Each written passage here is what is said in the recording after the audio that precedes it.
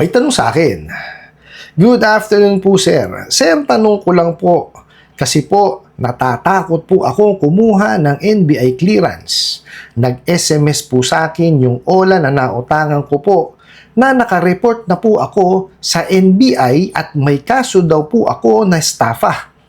Pa-advise naman po. Salamat po. God bless po. Alright, napakagandang mensahe po nito. Pero bago ho natin sasagutin, imbitahan ko ho muna sana kayo na pakisuportahan po sana ang aking mga social media accounts sa YouTube, Facebook, and TikTok. Sa video po natin, alamin po natin kung gaano katotoo yung sinasabi ng OLA na nai-report na raw po kayo sa NBI tapos may kaso kayong estafa. Kaya ngayon, kayo po natatakot kumuha ng NBI clearance. Pero bago ho yan, disclaimer po muna, hindi po ako abogado. Ako po yung maniningil. Lahat po na sinasabi natin sa ating mga video is based on my experience at syempre po sa ating pong pagsaliksik at pagtatanong sa mga kaibigan po nating abogado. At isa pa po, hindi ko po kinukonsente na hindi pagbabayad ng utang dahil ang utang ay responsibilidad at obligasyon na dapat po nating bayaran. Ang hindi po ako pabor ay doon sa maling pamamaraan po utang at maling pamamaraan ng paniningil. Sagutin po natin yung pinadala niyo pong mensahe. So, ang sabi nga po is natatakot po daw na kumuha ng NBI clearance kasi po yun daw pong OLA na utangan is nag-SMS at sinasabi daw po na nakareport na daw po sa NBI at meron daw pong kasong estafa. Okay, number 1 po, no? Hindi ho kasi po pwede na i-report lang ho nila yon. Okay? Magre-reflect po ang inyong criminal case dun sa NBI clearance po ninyo kung meron pong napatunayan sa korte. Pag may hatol na po. Okay? Example po niyan pag may kinalaman sa utang is yung estafa, okay? Yung may panlulukot panlilin lang, tsaka yung BP22. Pero kung sa OLA po kasi, paano kayo magkakaroon ng estafa kung tama naman po yung ibinibigay nyo na information? And definitely, wala naman kayong pinatalbog na cheque kasi hindi naman sila di ba? Pumapayag na issue sila ng cheque. Okay, explain po natin further. Ganito po yan. Kasi po, baka mamaya yung kinakatakot ninyo is magkaroon kayo ng hit. Okay, normal po yan, no? Kalimitan yan, may hit. Ako po, pag kumukuha ako ng NBI, lagi ho ako may hit. Ang haba na ho ng pangalan ko, yung totoo kong pangalan, mahaba na po, nagkakaroon pa rin ho ako ng hit. Okay, so kaya lang, mas matagal lang po yung inaantay ko. Kasi nga, may may karagdagan na na ginagawa silang evaluation. Diba? Bine-verify nila. So, wag ho kayong matakot dun. Okay? Kasi unang-una po, nasa nasa saligang batas po natin na wala pong nakukulong sa utang. Meaning, pag wala pong nakukulong sa utang, wala pong criminal liability yon. Ang usaping utang po is usaping sibil. Okay? Pero, it doesn't mean na manghihiram tayo, di natin babayaran. Hindi po. Kasi, mayroon tayong obligasyon dun sa ating nahiraman. Okay? It's just so happen na yung nahihiraman po natin ay mga bugo katabusadong online lending apps. Di po ba? Kaya po wag natin paniniwalaan yung mga ganitong klase ng mensahe. Kasi, unang-una, napakahirap pong patunayan ng estafa. First, tingnan nyo sila. Wala hong credit investigation, walang verification, tsaka evaluation. So, paano nila ngayon patutunayan yun? Diba? Sila nga po nasa apps, diba? Nasa apps kayo. Nandun pa lang kayo sa binigyan nyo ng access. Nakakuha pa lang yung pangalan nyo, tsaka yung cellphone number nyo, dinisburse na yung pera. Oh. Paano masasabing estafa yung magiging kaso nyo? Hindi nga sila credit investigate. Di sila nag-verify at di sila nag-evaluate. Di po ba? Pangalan pa lang, Oh. Sige nga, saan ka nakakita ng pautangan na ganun? Pangalan pa lang ang nakuha, pati yung number mo. Oh. Tapos padadalang ka na kagad ng pera. Auto-disburse. Masakit doon, pag binayaran mo, auto-reloan ka naman. Ganyan kawawalang yayang mga yan. Di po ba?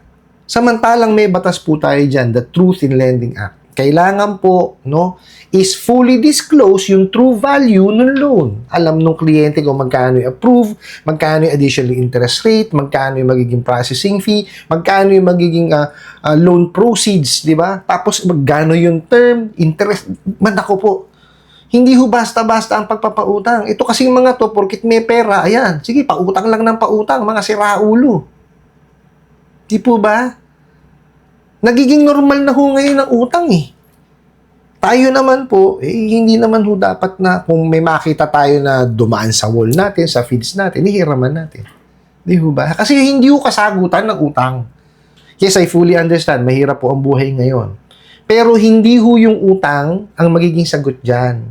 Kailangan po, no, is maghanap buhay po tayo, di ba? Bigyan natin ang sarili natin, no? I-educate natin, di ba? Kasi kailangan talaga naman at kahit papano, bigyan natin, no, ng importansya yung ating sarili. Bakit ko sinabing importansya? Kasi minsan yung iba sa atin nawawala na ng pag-asa sa buhay. Hindi ho. Basta ho meron kang skill pagluluto, skill ho yan. O pagtatanim, skill yan. Pagmamaneho, 'di ba? Hindi ho kailangan nating lahat sa utang. 'Di ba? Kasi dagdag lang yan, sakit ng ulo yan eh. Unang-una ho, bakit ko sinabing dagdag na sakit ng ulo? Ang unang-unang problema nyo is wala kayong pera. 'Di ba? Pag pinasok niya yung OLA na yan, naku, ano sumunod? 'Di ba? Bukod sa wala ka ng pera, ihaharas ka pa't wawalang yain kanyang mga yan. O 'di ba? Nadagdagan ng problema mo. May babayaran ka pa sa kanila. Di po ba? Kaya hindi ho kasagutan yung mga bugok at abusadong online lending apps, lalo na yung mga illegal. Di po ba? Ang kasagutan po is maghanap buhay ho tayo, magnegosyo, improve natin yung sarili natin. Di po ba? Magdagdag tayo ng skills, no, na makakatulong po sa atin. Huwag ho natin iasa dyan sa mga bugok na yan kasi wala hong mangyayari sa buhay natin. Mababaon lang ho tayo na mababaon. Instead, di ba, sabi ko nga sa inyo kanina, isa lang ang problema nyo, darami ng darami yan. Kagaya niyan, nakita nyo, di ba? Ala namang katotohanan na i-report kayo sa NBI. Ano i-report? Wala hong, there's no such thing as magre-report sila sa NBI. O tapos may kasong estafa. Paano kayo magkakaroon ng kasong estafa? Sige nga. O, di sana meron kayo na-receive na summon.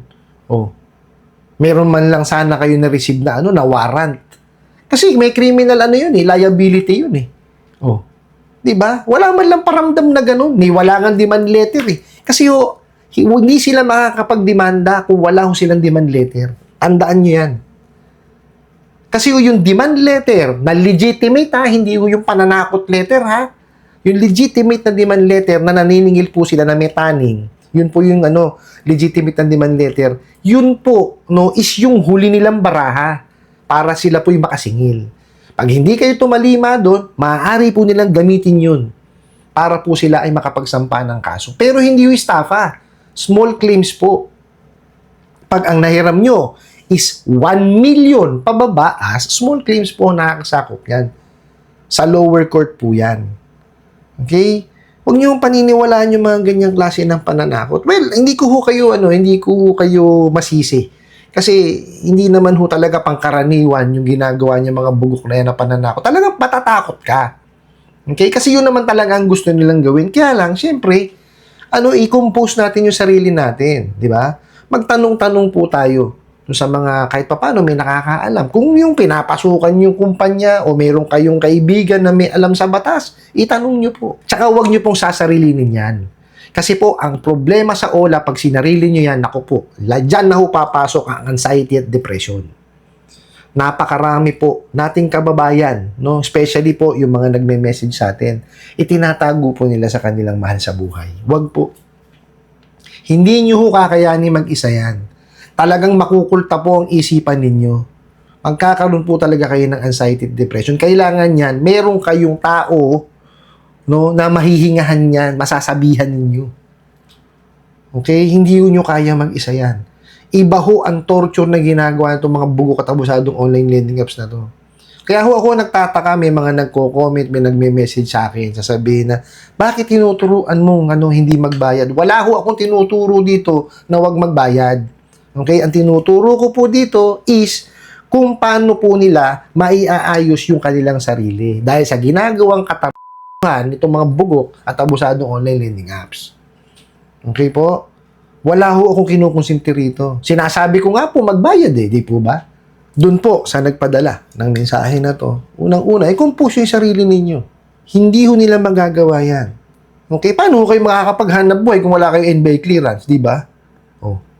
So, kumuha ho kayo. Pagka may hit kayo, di, for, naman yun, for further verification naman yun, i-evaluate naman nila yun eh. Di ba? Hindi ho nila kayo masasampahan kagad ka ng, kasong estafa. Meron ho ba kayo na-receive ng demand letter? Wala. Oh. Meron ho ba kayong summon na nakuha? Wala. Oh, di ba? May warrant of arrest ba kayo? Wala. Oh. Paano kayo mapagkakaroon sa, di ba? Hindi ho ganun yun. May proseso po yan. Okay, depende po doon sa magiging kaso. Kasi kung yan, kagaya ng estafa or BP22, kasi yan, depende kung issue kayo ng warrant or what. Pero kalimitan yun, summon muna. Okay? Huwag nyo papaniwalaan kagad. Kumbaga, ang sa akin ho is, i-compose yung sarili po ninyo. And then, pagka na-compose yung sarili po ninyo, magpagtanong-tanong nyo kung tama ba. Okay? Now, para matapos yung problema ninyo na yan, gawan nyo ho ng paraan. Bayaran nyo po. Kasi may nahiram naman tayo talaga sa kanila eh. Okay? Ulitin ko, it's just so happen na napunta tayo dyan sa mga bugok at abusadong online lending apps. Pag illegal po yung mga yan, yun na lamang pong dinisburse sa inyo ang bayaran po ninyo. Okay? Kung yan ay legitimate, okay, recorded online lending platform, makipag-ugnayan kayo sa kanila. Email nyo sila, sulatan nyo po sila, tanong nyo kung meron silang mga payment options or payment plans. Pero kung patuloy kayong ihaharas, isang tabi ninyo. Okay, mayroon po palang nagmensahe sa akin. Ba't hindi ko raw ituro kung paano malalaman kung illegal o hindi? Matagal ko na pong itinuturo. Okay? Punta ho kayo sa website ni SEC at hanapin nyo po yung recorded online lending platform. May listahan po iyon. Okay? Nandun po lahat ng mga legitimate na mga OLA. Pag wala po doon, yung hiniraman po ninyo, ibig sabihin, illegal po yan. Okay, now, hindi ho natatapos yan sa pagbabayad lamang. I-complain nyo po sila. Andiyan po ang SEC, BSP, NPC, PNP, NBI, tsaka po ang PAO para tumulong po sa atin. Okay, now, hindi ho natatapos dun yun sa complaint. Pagka po yan ay na-raid, puntahan po natin at sampahan po natin ng kaukulang kaso. I hope nasagot ko po itong katanungan na to at sana po yung makatulong. Maraming salamat po sa inyong walang sawang pagsuporta at panonood sa aking mga video. Maraming salamat po sa inyong pag-like, pag-share, pag-comment at pagtatanong. And kunin ko na rin po itong opportunity na to na imbitahan po sana kayo na pakisuportahan po sana ang aking mga social media accounts sa YouTube, Facebook, and TikTok. Hanggang sa muli po. Yun lang.